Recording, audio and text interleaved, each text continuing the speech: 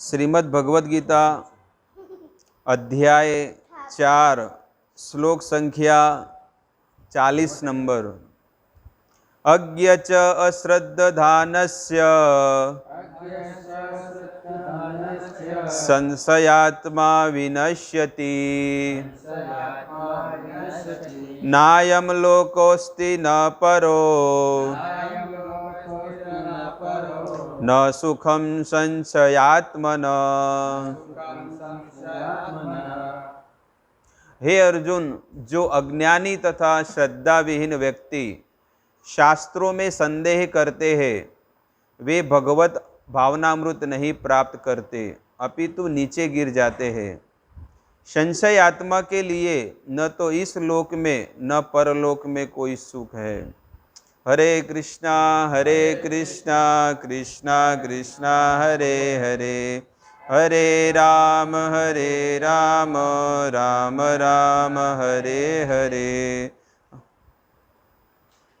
तो आप सभी भक्तों का इस भगवद गीता क्लास में हार्दिक स्वागत करते हैं। भगवद गीता एक प्रामाणिक शास्त्र, एक ग्रंथ है और सभी शास्त्रों का सार है। और यही शास्त्र में अगर कोई जीवात्मा को संशय है तो जीवात्मा कभी भी भक्ति के कार्य में आगे नहीं बढ़ पाएगा। जो लोग पशु तुल्य है और उनमें न तो प्रामाणिक शास्त्रों के प्रति कोई श्रद्धा है, उनका ज्ञान कैसा है? अपूर्ण है। और श्रद्धा विहीन ज्ञान जब कोई जीवात्मा के हृदय में होता है तो जीवात्मा उच्च स्थिति को कभी भी प्राप्त नहीं कर पाएगा। और कुछ लोग ऐसे भी हैं, उनको ज्ञान तो होता है लेकिन उनमें उदाहरण, उसमें कहते हैं कि उदाहरण भी देते हैं किंतु वास्तविक उन चीज़ों में उन्हें विश्वास नहीं होता है। कई लोग मंदिर बनाते हैं, कथा करते हैं, सत्संग करते हैं और कृष्ण को ही भगवान मानते हैं। कई संप्रदाय ऐसे हैं, लेकिन क्या होता है कि भगवान में उन्हें कोई श्रद्धा होती नहीं है, केवल अपना घर परिवार चले तो बहुत हो गया। यहाँ तक कि कुछ लोग जिसमें भगवद गीता जैसे शास्त्रों में श्रद्धा भी होती है फिर भी वे भगवान के ऊपर विश्वास नहीं रखते हैं। और क्या होता है, उनकी पूजा भी करते हैं लेकिन उसमें श्रद्धा कभी होती नहीं है।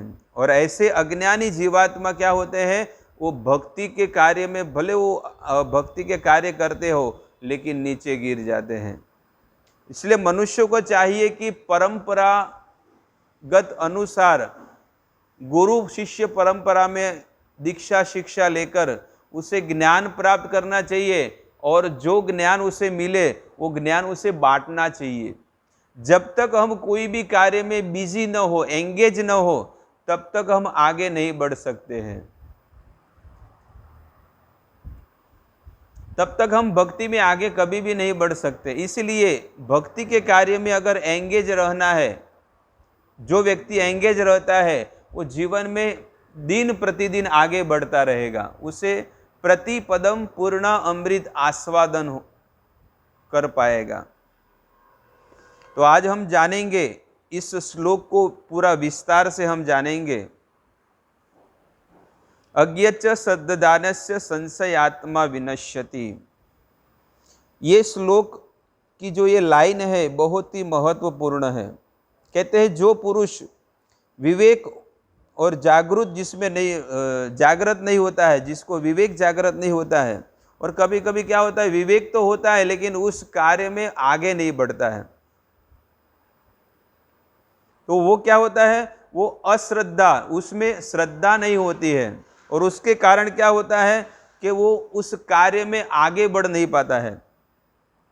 और कहते हैं प्राकृत, इसका कारण क्या है? तो यहाँ पर आचार्यगण कहते हैं प्राकृत देह है। वो जीवात्मा का देह कौन सा है? प्राकृत देह का अर्थ होता है अपूर्ण इंद्रिया। और अपूर्ण इंद्रियों से जो ज्ञान जो लेता है ना, वो जीवन में कभी भी आगे बढ़ नहीं पाएगा, उसका ज्ञान भी अपूर्ण ही रहेगा।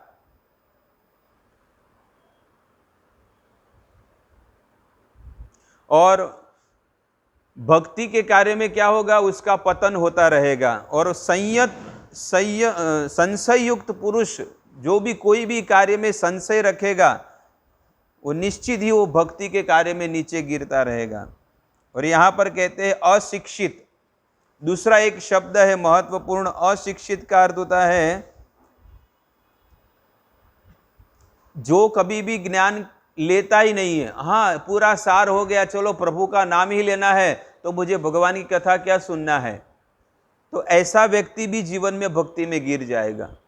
और दूसरे कहते हैं जो हमें आचार्यगण कहते हैं, जो हमें भगवान कहते हैं, जो हमें शास्त्र कहते हैं, उनकी बात का अगर आदर भी नहीं करते हैं तो ऐसा व्यक्ति भी जीवन में भक्ति के कार्य में आगे गिर जाएगा। इसलिए कोई भी महापुरुष, कोई भी संत, कोई भी भक्त हमारे भले के लिए जो कहता है कि आप भगवान की कार्य को ऐसे कीजिए, ऐसे कीजिए, अगर वो जीवात्मा अगर शास्त्र के, आचार्यों के, गुरु के, कोई संत के, कोई भक्त के वचन का अगर पालन नहीं करता है तो ये भी एक अपराध बन जाता है, ये भी एक दोष बन जाता है। तो यहाँ पर आगे आचार्यगण कहते हैं सब जगह पे जाके सुनता है। आचार्यगण कहते हैं कि वो भक्त क्या करता है, सब जगह पे जाके सुनता रहता है। ले लीजिए बदो, सब जगह पे जाके सुनता है और कुछ कुछ उसे ठीक लगता है और कुछ कुछ गलत लगता है कि नहीं ये ठीक है और ये गलत है। क्यों? क्योंकि वो अपनी इंद्रियों से मापता है। कोई भी व्यक्ति अपनी इंद्रियों से नापता है और उसके लिए उससे क्या होता है, उसमें संशय उत्पन्न होता है। कभी कभी कभार ऐसा होता है कि घर परिवार में पति और पत्नी होते हैं, पति पत्नी होते हैं, तो पति कभी कभी क्या होता है काम पे चला जाता है। पत्नी तो बहुत पवित्र है, शुद्ध है, लेकिन दूसरे के कहने पर वो अपनी पत्नी में संशय करता है। अरे तेरी बीबी को मैंने देखा था, किसी व्यक्ति के साथ बात कर रही थी, फोन में बात कर रही थी या किसी को मिल रही थी। जब तक शास्त्र कहता है हमारी दृष्टि से और हमारे ही शरीर से अगर हम उस वस्तु को नहीं देखते हैं तब तक दूसरे के बात पे कभी भी विश्वास नहीं करना चाहिए। और आजकल 99% लोग हैं ना, दूसरों की बात के ऊपर विश्वास करते हैं। इसका उदाहरण है कि एक व्यक्ति, एक ब्राह्मण बकरे को बलि देने के लिए जा रहे थे। कभी कभी अब ऐसा होता है तो बकरे को बलि देने के लिए जाते हैं, लेकिन वो उसको पूरा विश्वास तो था कि चलो ये बकरा ही है, लेकिन कुछ 4 लोग ऐसे क्षुद्र परिवार के थे तो उनको क्या बकरे खाने की इच्छा थी कि चलो आज हम बकरा खाएंगे, लेकिन फोगट का। तो उन्होंने कहा अरे ये ब्राह्मण जा रहा है, चलो जाके उससे हम ले ले। ये ब्राह्मण जा रहा है तो उसको क्या, उसके पास से हम ले ले, लेकिन क्या करे, ऐसा कौन सा षड्यंत्र करे ताकि ये हमको दे, बकरा दे दे।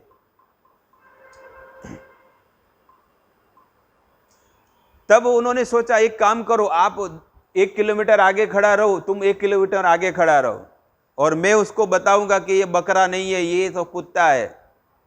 ठीक है, पक्का।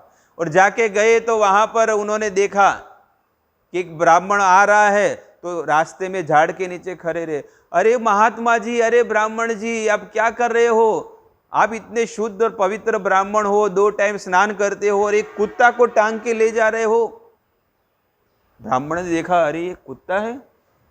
नहीं, कुत्ता नहीं है, ये तो बकरा है, ये तो बकरा है, कुत्ता नहीं है। तब थोड़ा आगे गया, फिर 2 बार देखा, वो खुद बकरी लेके टांगा हुआ है, लेकिन उसको उसकी बात के ऊपर विश्वास नहीं है, लेकिन दूसरा व्यक्ति बोला तो उसको संशय हुआ। आगे फिर एक दूसरा व्यक्ति मिला और दूसरे व्यक्ति ने कहा, अरे महात्मा जी, अरे ब्राह्मण जी, आप कहाँ जा रहे हो? अरे मैं तो मंदिर जा रहा हूं।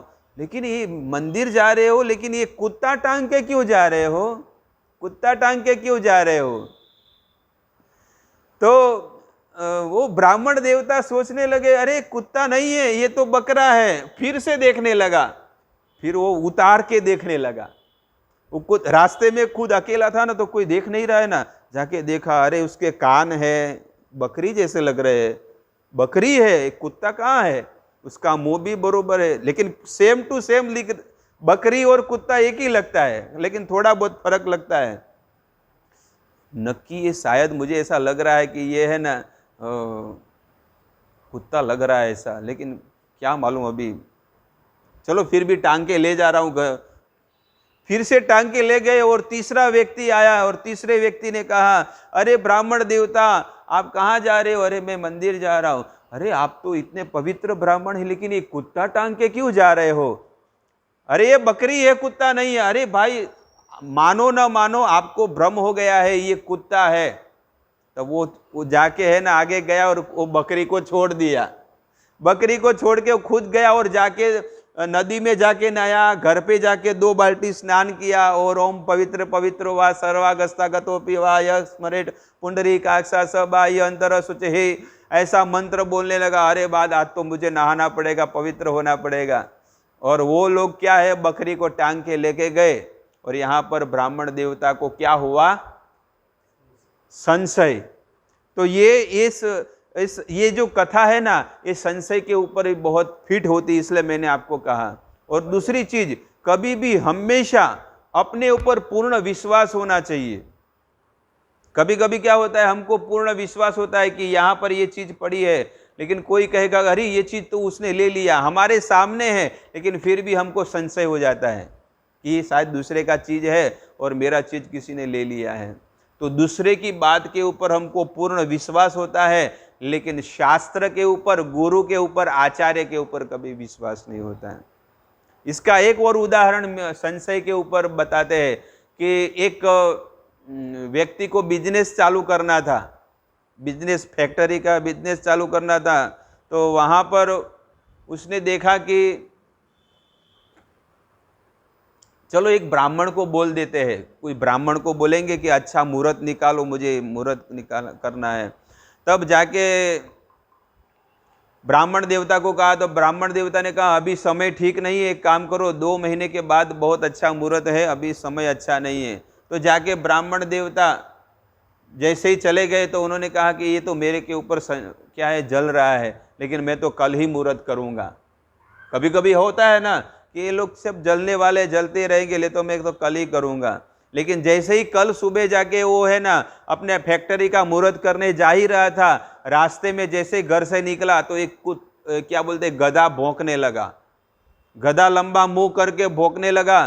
तो गधे की बात के ऊपर उसको विश्वास आया, लेकिन एक संत की बात के ऊपर कभी विश्वास नहीं आया। बताओ। और वो जैसे ही वो संत वहां से निकला तो बोला क्यों आप जा रहे थे, क्यों रिटर्न? अरे ये गधा भौंका इसलिए मुझे लगा कि आपकी बात सही है। तो वो संत विचार में पड़ गए, देखो आज के मनुष्य को शास्त्र के ऊपर विश्वास नहीं है, संत के ऊपर विश्वास नहीं है, भगवान के ऊपर विश्वास नहीं है, लेकिन एक गधे के ऊपर विश्वास है। क्या? क्योंकि संशय आत्मा विनश्यति। जिसको ऐसी चीजों में संशय होता है ना, वो जीवन में कभी भी आगे नहीं बढ़ पाएगा। इसलिए कहते हैं अलग अलग चीज अगर सोचता है, अलग अलग चीज सुनता है, तो उसको सब भ्रम पैदा होगा। एक जगह पे जाएगा तो सोचेगा भगवान साकार है, भगवान को भोग लगाना है। फिर जाके दूसरे मंदिर में जाएगा, वहां पर सोचेंगे अरे भगवान तो निराकार है, भगवान को क्या जरूरत है, पूर्ण मद पूर्णमिदं पूर्णात् पूर्णमुदच्यते, भगवान को कोई चीज की जरूरत नहीं है, मंदिर में भी जाने की जरूरत नहीं है। हाँ हाँ हाँ, भगवान तो है ना, सब जगह पर विराजमान है। अंडांतरस्थ परमाणु चयांतरस्थ, भगवान सब जगह पे है। तो एक जगह पे सुना भगवान साकार है, भगवान को भोग लगाना है, उनकी भक्ति करना, नाम लेना, लेकिन चलो मैं तो सब जगह पे सुनता हूं, सबको मान देना चाहिए। तो जाके दूसरे मंदिर में जाके गया, वहां पर जाके बैठा तो भगवान कैसे निराकार है, भगवान शून्य है। तो अभी यहां पर कहते अलग अलग जब जगह पे सुनता है तो उसके मन में क्या होगा, भ्रम पैदा होगा, और भ्रम पैदा होने के कारण उसकी जो भक्ति का क्या होगा, पतन हो जाएगा। फिर वो क्या सोचेगा, अरे मैं तो अब ये सब कुछ छोड़ दिया, मैं तो ये मंदिर में जाके सेवा करता हूं, मैं तो ये जाके करता हूं। तो ऐसे व्यक्ति करोड़ों रुपए का जो धन है भक्ति का, वो इस मनुष्य शरीर में गवा देगा। इसलिए कभी भी कोई भी कार्य में हमको भ्रम नहीं करना चाहिए, कभी भी।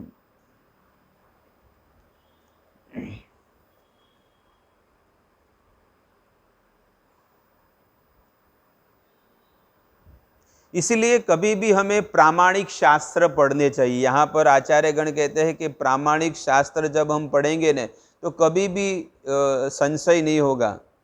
और कभी कभी क्या होता है, प्रामाणिक शास्त्र भी पढ़ते हैं लेकिन उसमें भी कभी कभी क्या है, अधूरा पड़ता है। भगवत गीता पूरी पढ़नी है लेकिन कभी कभी क्या होता है, कर्मयोग तक पहुंचता है, 1 से 6 अध्याय तक पढ़ेगा, फिर सोचेगा कर्म ही पूजा है, कर्म ही भक्ति है, कर्म करो। तो यहाँ पर कहते हैं अधूरा ज्ञान भी कभी कभी क्या होता है, भक्ति में भी बाधक बन जाता है, विनाशकारी बन जाता है। तो यहाँ पर कहते हैं इसीलिए संशय हमेशा, अधूरा जब ज्ञान पैदा होता है तो उससे क्या होता है, उसे कहते हैं अज्ञान। कोई लोग कहते हैं ना मेरा तो ज्ञान पूर्ण हो गया, मुझे और कुछ सुनने की जरूरत नहीं है, लेकिन वो भी जीवात्मा अब तक अज्ञान में फंसा हुआ है। इसलिए कहते हैं संशय उत्पन्न होना वो हानिकारक नहीं है, लेकिन संशय चालू रखना चाहिए। संशय चालू रखना कि नहीं और कुछ जानने है, और संशय जब तक होगा तो उसके लिए जिज्ञासा करनी चाहिए कि नहीं मैं और पढ़ूंगा, मैं और जानूंगा। तो यहां पर कहते हैं कि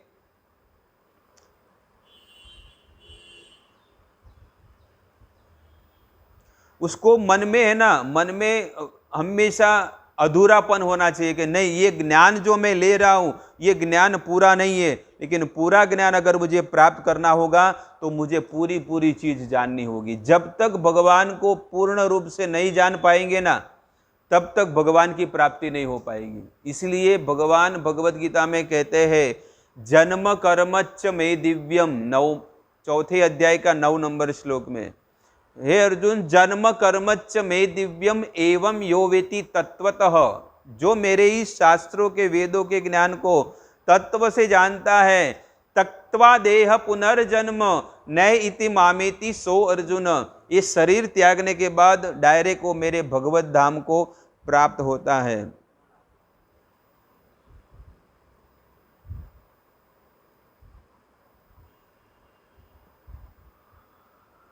इसलिए कभी भी शास्त्रों में पूरा विश्वास रखकर ही हमें भक्ति के कार्य में आगे बढ़ना चाहिए। यहाँ पर कहते हैं जाकी रही भावना जैसी प्रभु मूरत देखी तैसी, जिसकी जैसी भावना होगी उसे भगवान ऐसे दिखेंगे। कोई भगवान को सोचेगा कि भगवान निराकार है तो भगवान उसे निराकार रूप में ही दर्शन देते हैं। और गीता में भी 3 अध्याय में भगवान कहते हैं जिसकी श्रद्धा जिसमें है उसको वो कार्य करने देना चाहिए। क्यों? क्योंकि अगर आप उसकी श्रद्धा अगर कोई चीज में है और अगर आप उसको बोलोगे नहीं तुम तो ये करो, लोग तुम्हारी बात मानेगा ही नहीं, क्योंकि उसके मन में क्या है, उसको मन में है कि वो तो भगवान निराकार है या भगवान है ही नहीं। इसलिए भगवान कहते हैं वो तो मृत्यु संसार सागरात, वो क्या होगा, मृत्यु संसार, इस जन्म मृत्यु के चक्कर में घूमता रहेगा बार बार। तो इसका उदाहरण देते हैं, एक आचार्यगण कहते हैं कि कई लोग मंदिर में आते हैं, मंदिर में कई लोग आते हैं, बहुत बड़े मंदिर होते हैं, शिखरबंद मंदिर होते हैं, वो मंदिर में आते हैं, लेकिन कोई भिखारी आता है मंदिर में तो क्या सोचता है, अरे मंदिर में जाऊंगा तो क्या मिलेगा, भीख मिलेगी, पैसा मिलेगा। मैं मंदिर जाने का लक्ष्य, मंदिर जाने से क्या फायदा होगा, उसे क्या मिलेगा, भीख मिलेगा, भीख। हाँ, मतलब कहने का भाव ये है कि वो मंदिर में जाता है, मंदिर के बाहर खड़ा रहेगा तो वो सोचता है कि अरे यहाँ पर भीख अच्छी मिलेगी। और दूसरा व्यक्ति एक इंजीनियर होता है, इंजीनियर जो बिल्डिंग बनाता है ना, वो इंजीनियर मंदिर में जाएगा, वो क्या सोचेगा, अरे इसका बीम बहुत मजबूत है, लगता है इसमें स्टील का सलिया डाला है, लगता है अंबुजा सीमेंट से बनाया है, LNT सीमेंट से बनाया है, और इसका काम भी बहुत, डिजाइन बहुत बढ़िया है। लेकिन वो भगवान का दर्शन नहीं करेगा, वो क्या चीज देखेगा, इंजीनियर आया है तो वो क्या देखेगा, वो हाँ बहुत अच्छा डिजाइन है, बहुत अच्छा कंस्ट्रक्शन है। भिखारी आया तो क्या सोचा, नहीं भिखारी तो इंजीनियर कंस्ट्रक्शन, और एक भक्त आकर बैठा तो भक्त भगवान को दंडवत प्रणाम करेगा, माला करेगा और ठाकुर जी से प्रार्थना करेगा और भगवान को दर्शन करके सोचेगा, अरे ठाकुर जी आप कितने सुंदर हो, मैं आपकी सेवा करना चाहता हूँ। तो 3 प्रकार के व्यक्ति मंदिर में गए। तो एक व्यक्ति सोचा कि भीख अच्छी मिलेगी, एक व्यक्ति सोचा डिजाइन बहुत अच्छा है और एक व्यक्ति सोचा कि भगवान कितने सुंदर है, लाओ उनके में सेवा करो, उनके नाम का जाप करो।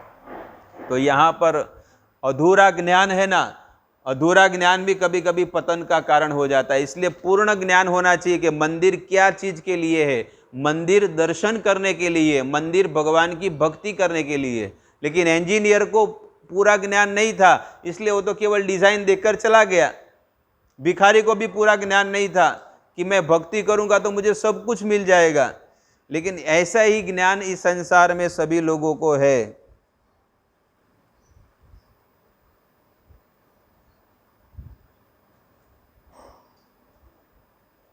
और आगे कहते हैं, कई लोग कई बार क्या होता है, अपने मन और अपने इंद्रियों की बात करते हैं कि मेरी समझ में तो इतना आता है कि मेरे अंदर इतना ही कि मैं यहाँ तक ये कार्य करना चाहिए। लेकिन हमारी इंद्रिया, स्वामी प्रभुपाद महाराज कहते हैं, अपूर्ण इंद्रिया है। इसलिए शास्त्र में बताया गया है, महाभारत ग्रंथ में बताया गया है, श्रुतयो विभिन्ना महाजनोयेन गत स पंथा। क्या एक आगे की लाइन मुझे याद नहीं आ रही है। आगे की एक लाइन है, श्रुतय विभिन्ना महाजनोयेन गतः स पंथा। ये मतलब कहते हैं कि श्रुति और शास्त्र बहुत सारी चीजें है, लेकिन हम हमारी इंद्रियों से अगर हम शास्त्रों को पढ़ने जाएंगे ना तो उसमें हमें कुछ नहीं मिलेगा। लेकिन हमारे आचार्यों ने जिस प्रकार से भजन किया है, जिस प्रकार से भगवान की प्राप्ति की है, हमें भी उन आचार्यों के पद चिन्हों पर चलना चाहिए। हमें यही सोचना चाहिए कि मेरी इंद्रिया अपूर्ण है, मुझे तो कोई ज्ञान नहीं है, तो मुझे तो आचार्यों ने जो मुझे धरोहर दिया है, जो अनमोल रत्न दिया है, मैं वो चीज अगर प्राप्त करूंगा तो मुझे अच्छा रहेगा। इसलिए कहते हैं कि जो संशय आत्मा वाला जो व्यक्ति रहता है वो अपने जीवन में हर बार संशय रखता है, लेकिन जीवात्मा को हमेशा प्रतिपदम मतलब डगले पगले मतलब हर क्षण में है ना, जीवात्मा को नई नई जिज्ञासा करनी चाहिए। नई नई जिज्ञासा कौन सी? खाने पीने की, बिजनेस करने की, धन कमाने की, इस शरीर को सुखी करने की नहीं। उसे कहते हैं अथा तो ब्रह्म जिज्ञासा, उसे जिज्ञासा करनी चाहिए। ब्रह्म अर्थात भगवान को प्राप्त करने की जिज्ञासा करनी चाहिए। तो यहाँ पर आचार्यगण कहते हैं कि प्रतिदिन ये सोचना चाहिए कि मेरी जो भक्ति है अभी तक पूर्ण नहीं है, मैं तो एक नया भक्त हूँ, मैं तो आज ही भक्ति में आया हूँ, ऐसा सोचकर उसे भक्ति करना चाहिए। और मनुष्य को जब रास्ते में चलता है, मनुष्य कोई भी जीवात्मा चलता है और उसे उसके लक्ष्य तक पहुंचना है, तो पीछे की चीज न देखे कि अरे मैं तो 2 किलोमीटर मैंने पार कर लिया। नहीं, वो नहीं सोचना चाहिए, मुझे कितना बाकी है। अगर हम ऐसा सोचेंगे कि 2 किलोमीटर पार कर दिया तो आगे वाला रास्ता हम पार नहीं कर पाएंगे, अरे मैंने तो बहुत सारा रास्ता पार कर दिया, एक काम करते थोड़ी देर झाड़ के नीचे बैठ जाते। लेकिन वो पूर्ण ज्ञान नहीं है। शास्त्रगण आचार्यगण कहते हैं हमें यही चीज सोचना है कि मैंने 0 किलोमीटर पार किया है, मैंने कुछ पार किया ही नहीं है और मुझे मेरे सामने बहुत लंबा रास्ता है, वो लंबे रास्ते को मुझे पार करना है। इसलिए मुझे प्रतिदिन बहुत भजन करना पड़ेगा। कम नींद और ज्यादा भजन और ज्यादा माला और ज्यादा सेवा, ज्यादा अध्ययन और ज्यादा श्रवण, जितना हो सके हमारी इस इंद्रियों को घिस देना चाहिए। अर्थात जब तक जो जहां पर भी कभी भी कोई भी क्षण में हमें कोई भी सेवा मिले तुरंत कर लेना चाहिए कि लाओ मैं कर लूंगा। उसे कहते हैं 1 नंबर का भक्त। जिज्ञासा, उत्साह, भक्ति में हमेशा उत्साह, लाओ मैं कर दूंगा। ऐसे कई भक्त होते हैं, आप लोगों ने देखा होगा, कोई भी कार्य करने में तुरंत हाँ लाओ लाओ मैं कर दूंगा। जैसे एक भक्त थे बॉम्बे में, बहुत ही सुंदर अभी यहाँ पर है महेश प्रभु, हमेशा भले वो कर पाए या न कर पाए, लेकिन हाँ मैं कर दूंगा, चलो। इसलिए कहते हैं उत्साहात निश्चयात धैर्यात, कहते हैं ना, प्रति क्षण हमें भक्ति में उत्साह दिखाना चाहिए। इससे क्या होगा, हमारी भक्ति और बढ़ेगी और भगवान हमारे पे बहुत कृपा करेंगे। इसका उदाहरण मैं आपको बताऊं, एक कंपनी में है ना, काफी वर्कर लोग, काफी मैनेजर लोग काम करते हैं, लेकिन कुछ कुछ लोग क्या होते हैं, कामचोर होते हैं। जैसे मैं प्रभु जी को बताया तो ऊपर 2 लड़के हैं, लेकिन एक लड़का काम बहुत उत्साह पूर्वक कर रहा है, लेकिन एक व्यक्ति बस खड़ा है, उधर जाके खड़ा है, बस ऐसा करके खड़ा है जाली में, दीवार। पगार दोनों को मिल रहा है, लेकिन एक व्यक्ति क्या कर रहा है, उत्साहित बन रहा है। तो देखो उसका मैं उदाहरण में आपको बताऊं कि जो व्यक्ति खड़ा है, वो उसका बॉस देख रहा है कि ये क्या कर, लेकिन कुछ बोलता, भले पगार दे रहा है, कुछ नहीं बोलेगा, लेकिन जैसे ही 2-4 साल 5 साल हो गया ना, तो वो व्यक्ति क्या सोचेगा, ये मेरे ऑफिस को, ये मेरे बिजनेस को कौन व्यक्ति आगे बढ़ाएगा, जो अच्छे से सेवा कर रहा है वो, तो उसको पूरा फैक्ट्री उसको दे देगा और वो दूसरी फैक्ट्री चालू करेगा। समझ में आ गई बात। ऐसे ही मंदिर में भी कई जगह पर मंदिरों में होता है कि सब लोग सेवा करते हैं, सब लोग कुछ न कुछ धन भी लेते हैं, आर्थिक धन लेते हैं, लेकिन जो उत्साह पूर्वक ठाकुर जी की सेवा करते हैं, तो मंदिर के जो उच्च भक्त होते हैं वो सोचते हैं कि इस भक्त में पूरे गुण हैं कि ठाकुर जी की हृदय पूर्वक सेवा कर रहा है, उत्साह पूर्वक सेवा कर रहा है, तो यही इस व्यक्ति को संभाल पाएगा। और आगे आने वाले समय में क्या सोचेगा वो व्यक्ति, भक्त सोचेगा कि ये पूरा मंदिर यही जीवात्मा संभाल पाएगा, तो सब कुछ समर्पित करके वो चला जाएगा। समझ में आ गई बात। तो ये चीज है भक्ति में शुद्धता पूर्वक, क्योंकि एक चीज आप जान लीजिए कि हम जब जाएंगे तो कुछ भी लेके जाने वाले, जो भी हमने सेवा किया, भक्ति किया, अच्छा जीवन जिया, वही हमारे साथ आने वाला है। और इस संसार की तो आप देख लीजिए लाखों करोड़ों रुपया है।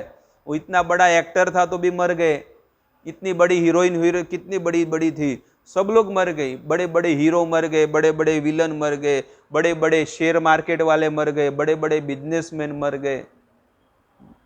कोई कहते हैं कि जो आया है जाना है और जाकर भी फिर से नया जन्म लेना ही है, इसलिए कहते हैं इस जन्म मृत्यु के चक्कर में से छूटना है तो संशय रहित भगवत गीता का आधार लेकर हमें इस ज्ञान भक्ति में आगे बढ़ना चाहिए। और कोई भी प्रश्न है तो प्रामाणिक गुरु से पूछकर इस प्रश्न का हल ढूंढना चाहिए। ऐसा नहीं कि चलो ये तो सब बातल है, मैं कुछ ढूंढूंगा, मैं दूसरे का लेक्चर सुनूंगा, नहीं। आचार्यों ने जो दिया है वो धरोहर को आप पढ़िए और अपने जीवन को धन्य कीजिए। हरे कृष्णा कृष्ण